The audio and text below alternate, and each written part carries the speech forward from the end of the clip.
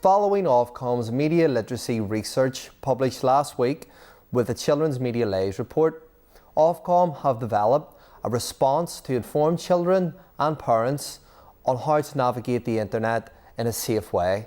And I'm delighted to be joined by James Stinson from Ofcom to discuss the subject in greater detail. So James, thanks for coming into the studio today. Thanks for having me. Just to give an overview before we get into the statistics and feedback over the safety of the internet, particularly for young children. What exactly is Ofcom then, your role within it, and why is Ofcom now sort of branching out to deal with the vast amount of media content that's available on the internet? Ofcom is the media and communications regulator, and we've been around since 2003, and we have a long-standing duty to look into media literacy and carry out research in this area, and we do that for adults, grown-ups, but we also do it for children. And so we do a very important report every year called Children's Media Lives, what they're doing with their time, what kind of technologies they're engaging with, and we put out our most recent report just very recently.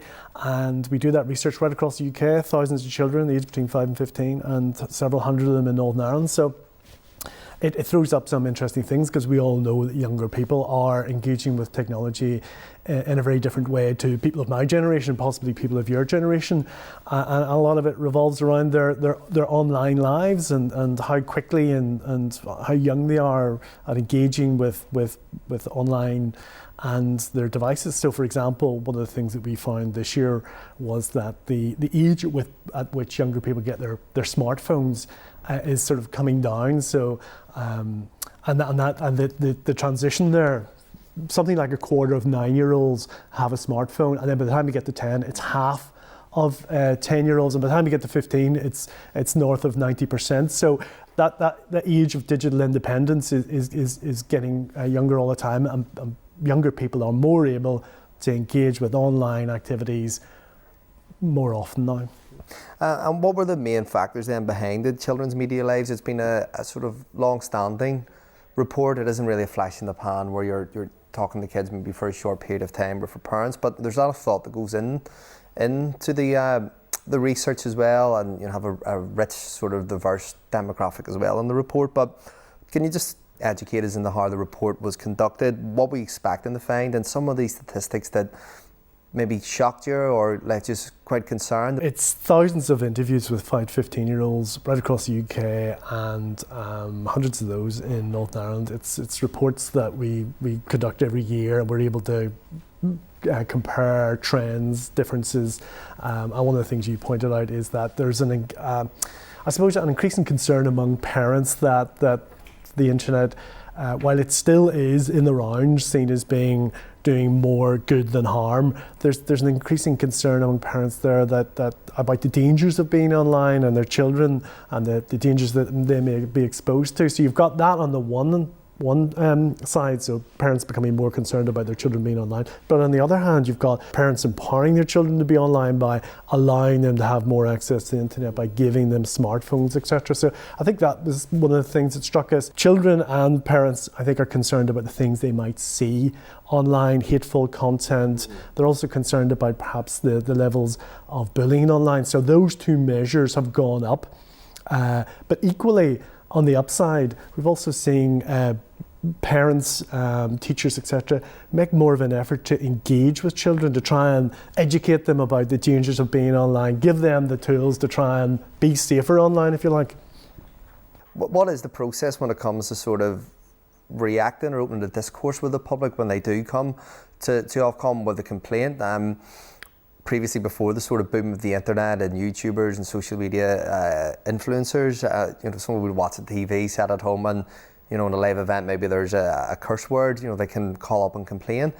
Does the same sort of mode, the same principles apply when it comes to the internet? I mean, who's moderating that? And if, I think it's 15,000 rough moderators on Facebook, who moderates the moderators? So you're right, we're the regulators of presently the regulators of broadcast, which is TV and radio, traditional TV and radio, if you like. And you're right, there's a code there that broadcasters have to abide by. And if people see something that they don't like, they report it to us and we'll investigate. So presently, that same regime doesn't exist for online. And there are concerns. I think society and government have concerns about that. And very recently, the government has outlined what it intends to do to ensure that there is some sort of protection against online harms there. And they have said that they're minded to give us some powers. They might not be similar to the powers that we have in that other area of TV and radio, but to give us some powers in the areas of online harms.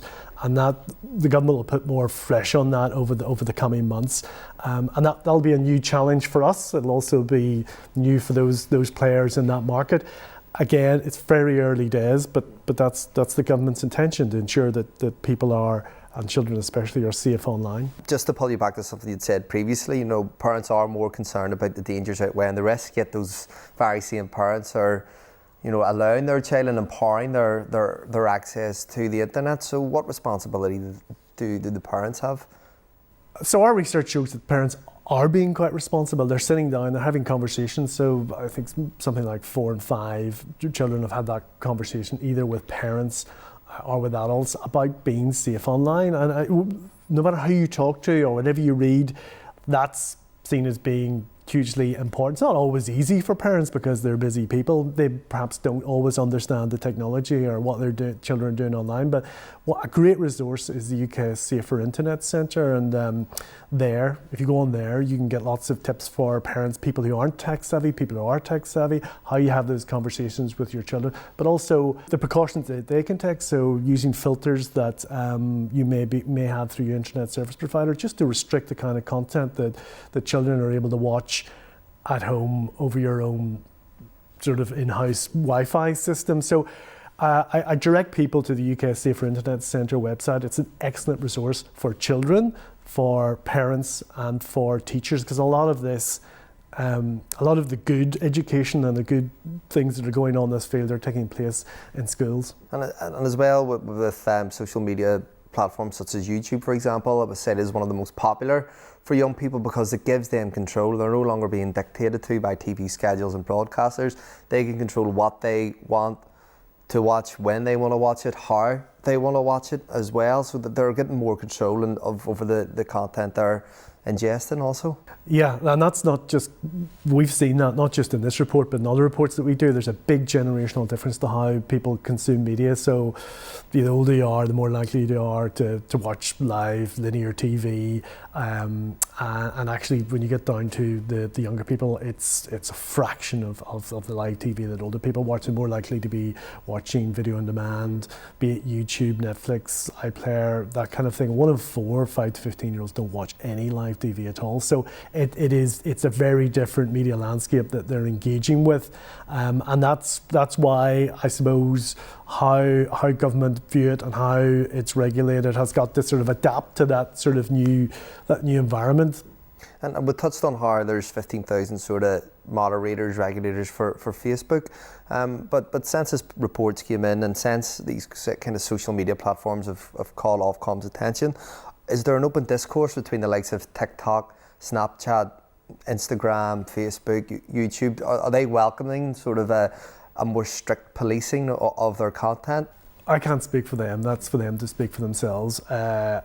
Look, the government has said it's minded to bring in some form of regulation for online harms. They've said that they're minded to give that responsibility to us. It's very early days. It looks like that the key responsibility there will be ensure that harmful or offensive content either doesn't appear online in the first place, or that when it does go up, it's taken down quickly.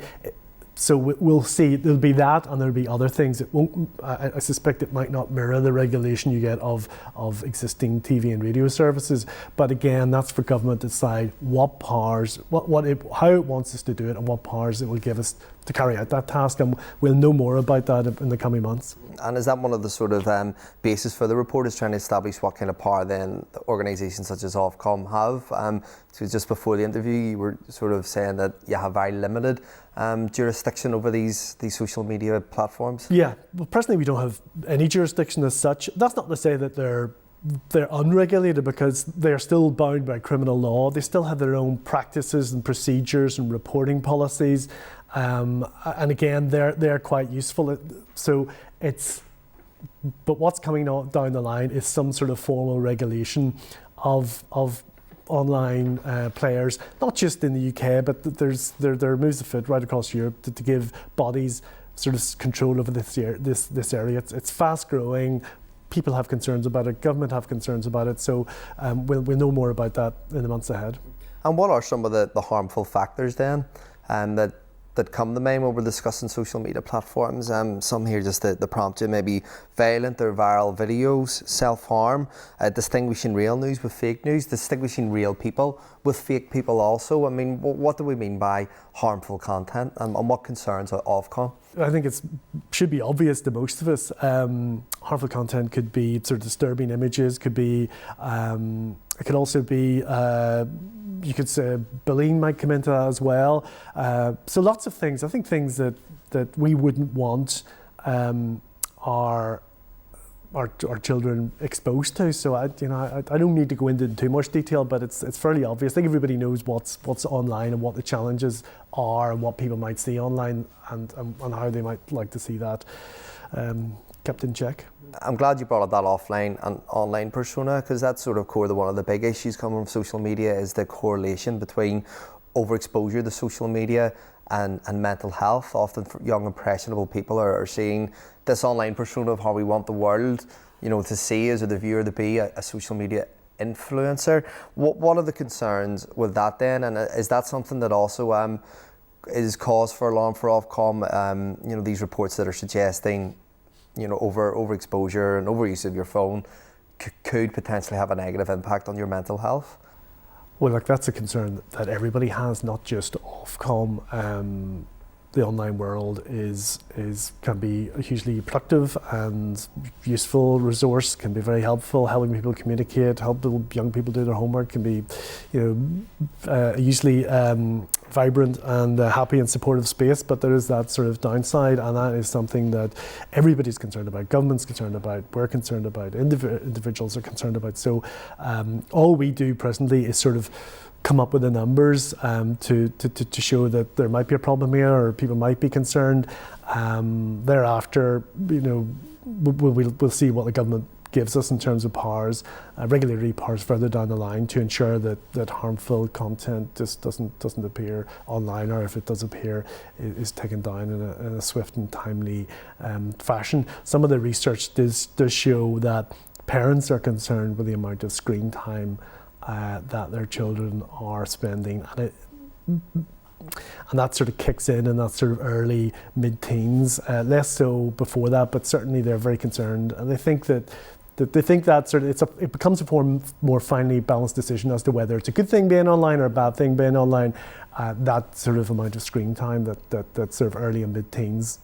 One thing that could maybe overlook when it comes to internet safety or access to media is that of gaming, and one issue that has caused a lot of traction, particularly amongst parents, is that of loot boxing, a form of gambling. There are some legal dialogues going on about the classification of loot boxing, but in principle, young adults, young children are on their PlayStations, their Xbox, their PCs, and they're using real money in exchange for goods.